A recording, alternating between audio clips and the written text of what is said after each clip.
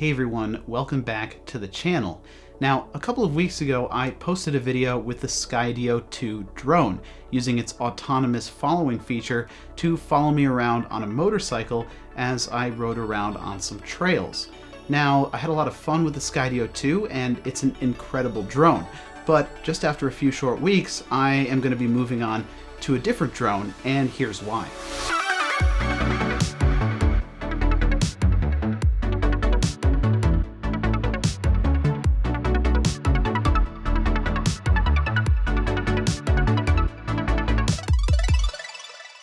I picked up the Skydio 2 on a whim back in October when I was on a trip up to New Hampshire.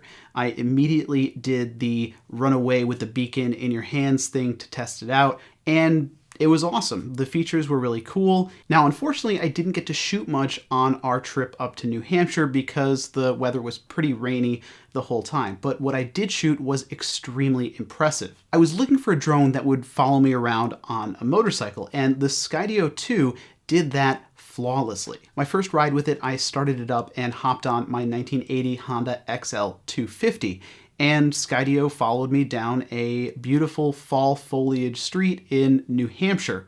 And I even looked back once to make sure that the Skydio was still following me, but it did the job perfectly. It wasn't until later that I found out that what I did was actually incredibly risky. It turns out power lines are too small for the Skydio's cameras to sense, so when it's in autonomous mode and you fly on a street with power lines or tiny branches, it can result in crashing your Skydio, and that's actually how a lot of people on YouTube have crashed their Skydio 2. Next, I tested it in beacon mode while we were exploring a small mountain stream, and it caught me almost falling into the water twice. It was there that I accidentally backed it into a branch, sending it tumbling into a pile of soft, wet leaves. Now, thankfully, the Skydio 2 was undamaged, but what was damaged was my confidence in using its autonomous mode. A couple weeks later, I tried it again on a hike, and Skydio 2 seemed to think that follow me meant fly up into the trees to my left. Now, I'm not saying that Skydio 2's autonomous following and obstacle avoidance aren't good. In fact, they're the best on the market right now, even better than DJI with their active track. But if you're risk averse like me, when using a $2,000 drone, then you might not want to use the Skydio 2 in the woods or in an environment where it can be exposed to hazards to its autonomy system. Now, there were a couple other small issues that I had with the Skydio 2, like how the batteries could only charge through the drone unless you bought a charging station. Another gripe was that it took a really long time to boot up. Often I would be waiting for 2-3 minutes for it to find GPS satellites, and the Skydio 2, with its obstacle avoidance system, won't actually take off unless it has full GPS signal. Now, my last gripe with the Skydio is that controller mode is a little bit imprecise. Now, that can probably be fixed in a future software update, but right now it's kind of difficult to do fine cinematic movements on Skydio in controller mode. But then again, it's made to be used autonomously. So the drone that I replaced it with is a Mavic Air 2. I was really excited when the Mavic Air 2 came out. It seemed to kind of fit the bill of what I was looking for, and I actually learned to fly on a Mavic Mini first generation. So the Mavic Air 2 with 4K versus 2.7K, which was really my only gripe with the Mavic Mini 1, seemed like the perfect drone for me. And so far, I'm really happy with the Mavic Air 2. It's over 249 grams, unlike the Mini 1, so you'll have to register it with the FAA if you don't want to be flying dirty, but that only takes like $5 and 15 minutes, so it's super easy to do. Now, the first thing that I did with the Mavic Air 2 was a range test, and I was really excited to be able to go further than the Skydio or my Mavic Mini 1 could go. I was also extremely impressed with how smoothly my shots came out on the Mavic Air 2 in windy environments, such as on top of a mountain. And it helps that the Mavic Air 2 comes with neutral density filters for those bright days. but make sure that you don't leave the neutral density filter on when the light changes, otherwise your footage might not look ideal. Now, I'm not sure the details, but I'm pretty sure that the Mavic Air 2 also has a bigger sensor than the Skydio, which means that 4K looks a little bit more crisp, and Skydio's 4K was good, but it wasn't really perfect to my eyes. The final test was active tracking between the Skydio and the Mavic Air 2. Mavic Air 2 has some new tracking features that are really cool, and I wanted to put them to the test, so I took my little Honda CT110 trail bike, or as the Australians call it, a postie bike, down to the local reservoir and did a couple laps to see what the Mavic Air 2's active tracking mode could do. And I was actually really impressed.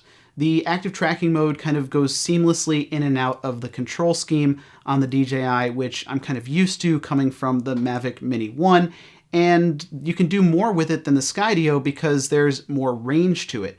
You kind of tell the Mavic Air 2 where to go and then start tracking from there, whereas the Skydio 2 seems to kind of want to go to kind of predetermined places and there's less options.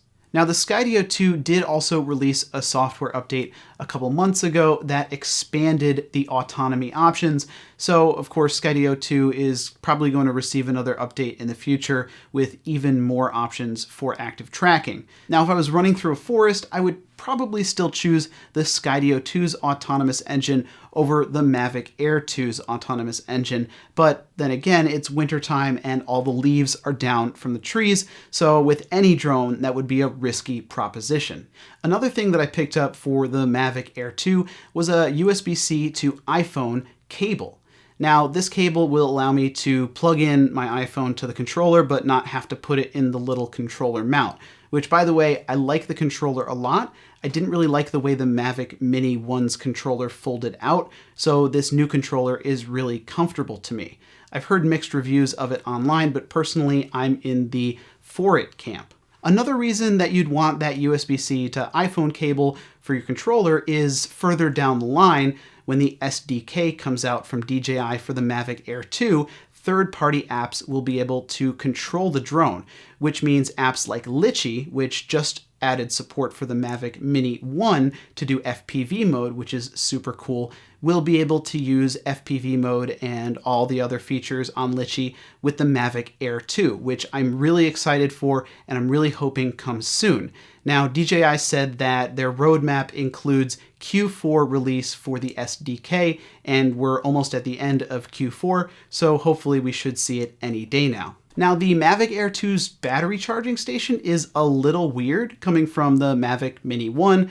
I would have liked like a Mavic Mini 1 style battery bank that just holds all 3 batteries and charges them. But what they do have and what they include, which is a little USB dongle that attaches to your battery so you can use the leftover power after you fly to charge your phone, is still pretty cool and useful. Now, there's also the huge factor of price.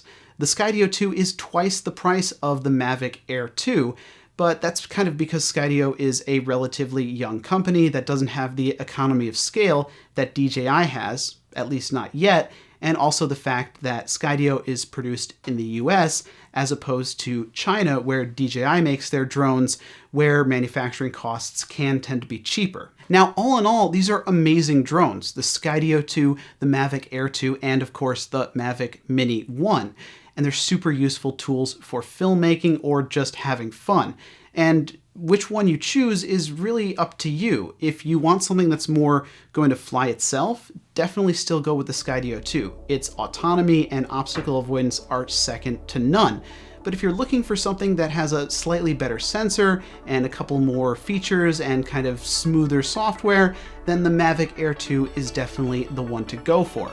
Have you tried the Skydio 2 or the Mavic Air 2? Do you prefer one or the other? Let me know in the comments below and hit that subscribe button, and we'll see you next time.